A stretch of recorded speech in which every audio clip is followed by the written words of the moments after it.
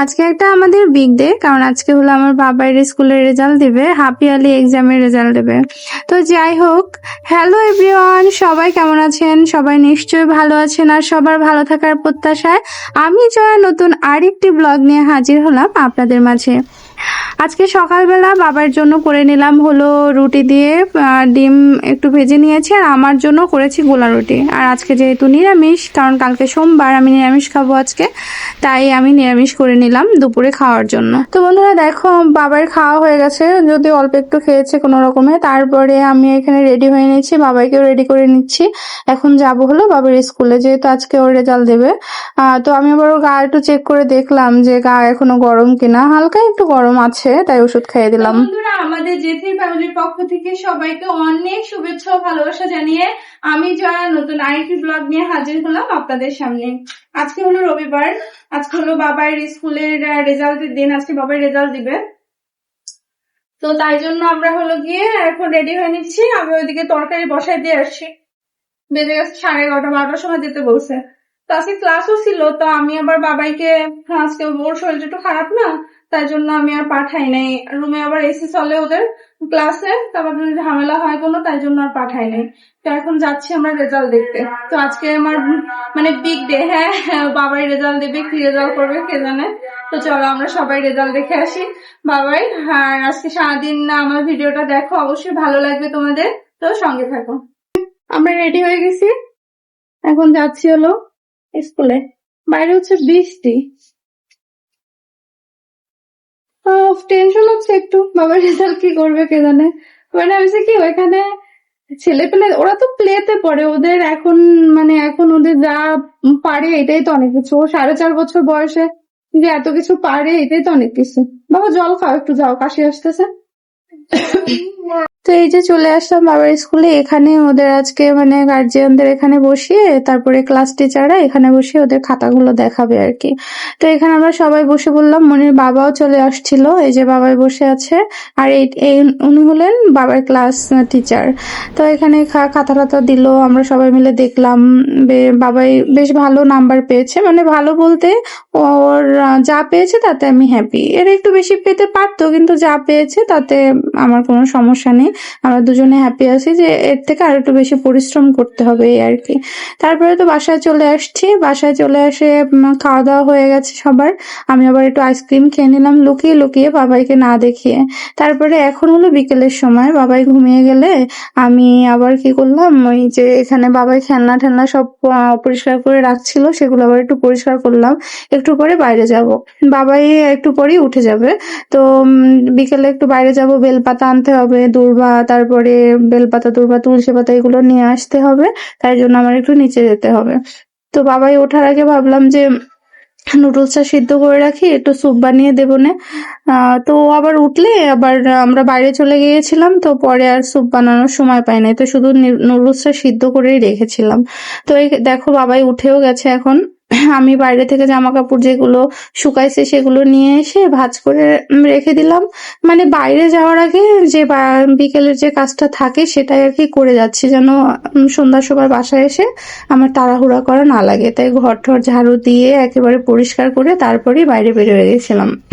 বাড়ি গিয়ে বেলপাতা আনছি, এই যে আমার বেল গাছ পেয়ে গেছি, এটা ডালটা ভেঙে নিয়ে যায়।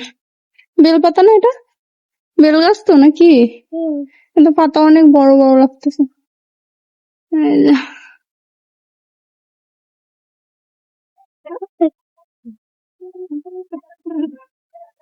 দেখো এতগুলো বেলপাতা নিয়ে নিলাম। কি হলো, কি নিয়ে এসিস? তো এই দেখো আবার বাসায় চলে আসছে। এখানে বাবার স্যুপটা বসিয়ে দিয়েছি, মানে স্যুপ নুডলসটা আগে সিদ্ধ করে নিয়ে তারপরে ওখানে স্যুপটা যখন গরম হয়ে যায় তার ভিতর আবার নুডলসটা আমি দিয়ে দিই। তো ওর বাবা আর মনি চলেও আসছে, মানে আমি মনিকে ওর বাবার কাছে রেখে তারপর বাসায় চলে আসছিলাম। তা বাসায় এসে পুজো টুজো দিলাম, সন্ধ্যা দিলাম। তারপরে ওর বাবা আবার মনিকে নিয়ে আসছে। তো আসলে এখানে বাবার স্যুপটা করে নিচ্ছে, আর ওর বাবার জন্য 3-4টা রুটি ছেঁকে দিলাম, যে সন্ধ্যার সময় খাবে তাই। আর এগুলোর কিছুই তো আমি আজকে খাবো না, কারণ আজকে তো আমার নিরামিষ। তো এখানে দেখো স্যুপের ভিতরে একটু লেবু দিয়ে দিলাম, আসলে লেবু দিলে স্যুপটা অনেক মজা হয়, টেস্টি হয়। আর এই যে ওর বাবার জন্য রুটি ছেঁকে নিচ্ছি। আর আমার জন্য করব হলো একটু চা, কারণ দেখা যায় যে নিরামিষের দিন আসলে রুটি আমি অনেক বেশি ভালো খাই, হ্যাঁ, তাই নিরামিষের দিন যখন রুটি সামনে দেখি না তখন একটু লোভ লাগে, কিন্তু যাই হোক, লোভ সংবরণ করাই তো সংযম, তাই না? তো এখানে এই যে ওদের তা সবকিছু করে আমি গ্যাস ট্যাস পরিষ্কার করে নিয়ে আবার মানে ভালো করে মুছে তারপরে আমি এখানে চা বানাচ্ছি, নিরামিষ চা আর কি। ওর বাবার জন্য একটু বানিয়ে নিলাম, আর আমি একা একাই খেয়েছি।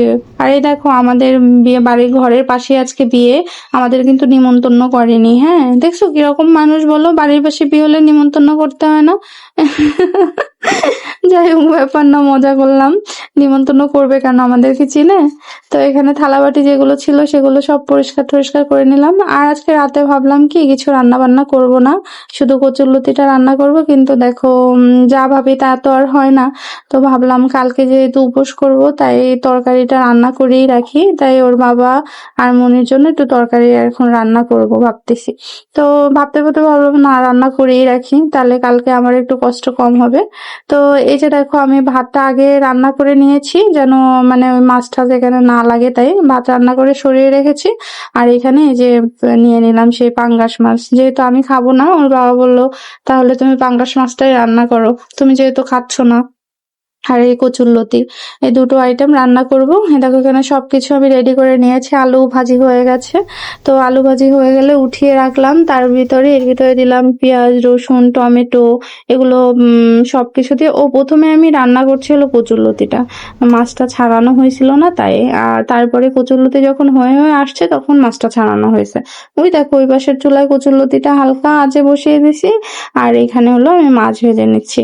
আর দেখবা মাছ ভাজি করলে এটা হলো টেকনিক, বুঝছো? এই দেখো আমার কিন্তু আমি যখন দিছি তখন কিন্তু এই যে সবগুলো মাছ একসাথে কিন্তু পড়েনি, হ্যাঁ, মানে দেখা গেছে যে আলাদা আলাদা ছিল।